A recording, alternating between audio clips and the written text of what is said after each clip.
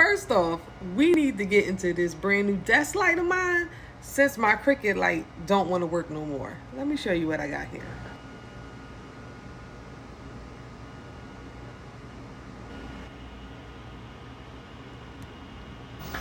So I am so happy to have a desk light.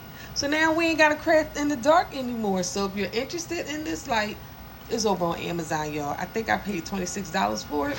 So I did finish my pen, y'all. The pen is all finished. I love it. I think it came out absolutely cute. Look at that blue. That blue is amazing. Now I do have a question for y'all. Should I put rhinestones on the rest of these toppers like this one? Or should I just leave it plain without the bling? Let me know. Bling or no bling? Before you swipe, hold up, slow down. I got the laser fired up. I need to show you what I'm working on. Let me try to zoom in so y'all can see. Yes, we are putting a really cute design on the back of this iPad. So we have about another hour before it's done, and I'll post in my stories once it's finished, y'all.